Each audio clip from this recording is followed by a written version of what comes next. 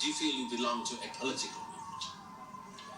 Well, I very strongly want to rid the world of nuclear weapons. If that is a movement, I trust it is a movement. Many women felt that there was nothing more important than protecting the planet from destruction, and that trumped doing anything else.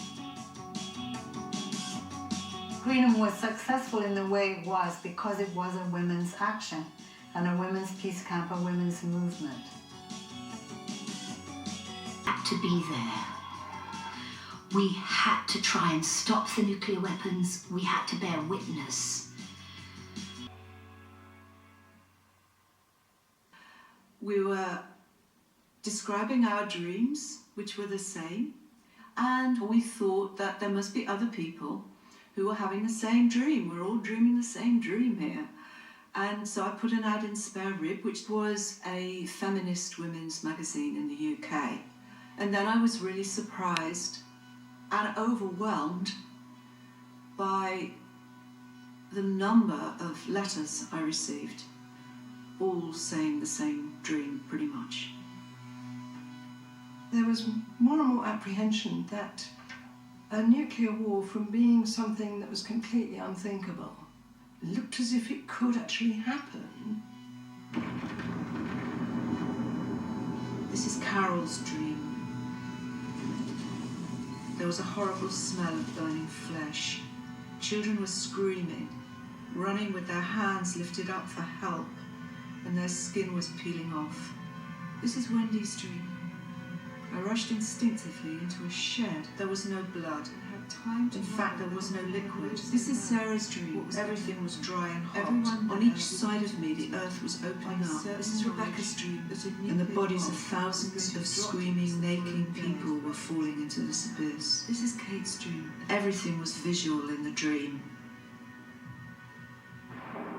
He seemed mad to be having these dreams and taking them so seriously, whereas in fact, the madness was what was coming from the outside.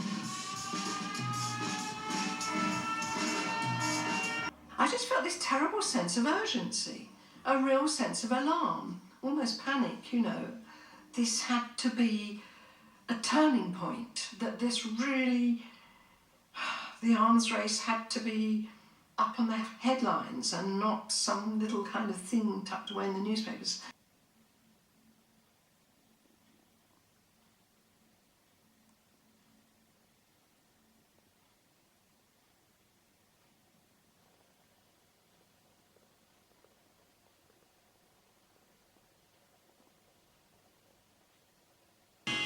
For me, that was crucial. I might have visited the camp on and off if it had stayed, you know, a mixed camp, but I don't think I'd have ever gone there to live. One of the things that women were very frustrated with was the fact that other political groupings were at that time very male-dominated, like many things in 1982. So it was incredibly empowering to be doing things in a different way.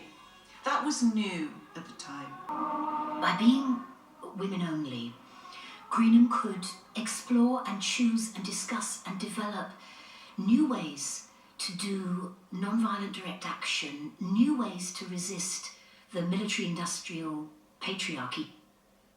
And we weren't the only ones that were doing it. The Women's Pentagon Action in the United States, which started, I think it was 1980, had done an encirclement of the Pentagon and had woven webs that actually closed the Pentagon with women's woven wool. And these kinds of ideas percolated into what Greenham was doing, and then we took them into other areas. In the other side of the fence, it was all razor wire and metal, and we were making it difficult for the military to see through by covering it in embroidery.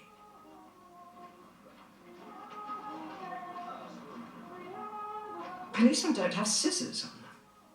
They didn't know how to deal with this.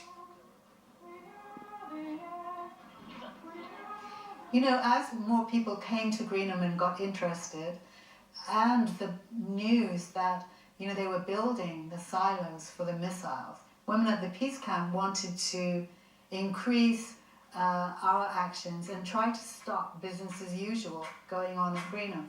Action show overall, perhaps, is the women's gift for storytelling, because actually, you know, if you have states and governments and military sort of levels of investment in security and so on, and you got a handful of women, you know, in a bunch of tents, you know, the asymmetry of power is so acute that you have to do something symbolic.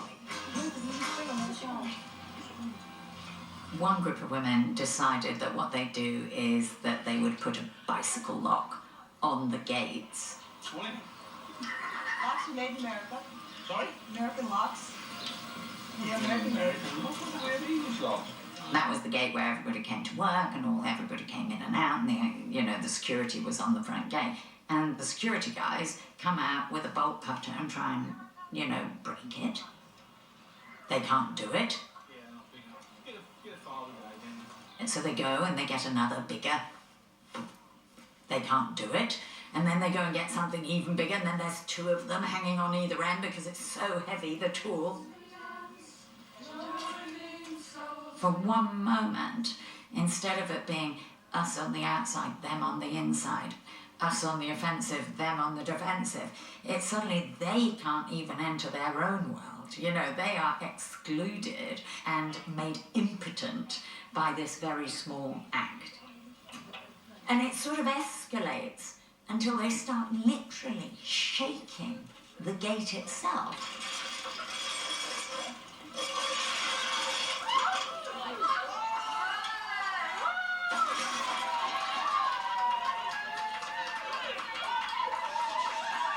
They couldn't deal with a small problem. They had to shake the gate down. And I think most of us felt at that time that that was a sort of a stunning metaphor for the arms race. You know, you just do more. You blow up the world instead of actually dealing with the inequities and differences at the beginning. In 1982, Reagan visited the UK. People were outraged that, you know, he would be able to come and speak in Parliament. It really showed Britain's kind of lack of sovereignty, and that was an important thing for many people. This moment occupies a special place in my heart and in the hearts of my countrymen. Speaking for all Americans, I want to say how very much at home we feel in your house. Seeing Thatcher in the middle of that story with Reagan made it feel more dangerous. They both felt like they had a kind of particular image that they wanted to project about themselves to the world. It also felt very bizarrely like a sort of love fest between them. You know, I'll do anything you say kind of thing. Lottie and Sally, unwilling to take part in direct action, but happy to cook our evening meal. Food continues to taste wonderful, and we are all hungry and happy as we gather squashed around our little tables. Kitchen in the back of the van proves easy and cheerful and gets many a comment. All of us feeling helpful and supportive. Lottie again says how happy she is to be here and how glad that I was determined. This makes me feel glad that at one point I felt brave enough to start the ball rolling. When my mum found Greenham, I think she found a community that she felt really comfortable and empowered within and passionate about. And I remember wandering around as a little one and going in between tents, and I remember the fires. I always remember being tiny and sitting on women's laps and, you know, being cuddled and held and passed around in a nice way, you know, having all my grannies, as I used to call them when I was tiny, and then they kind of became mums. And I remember being really small.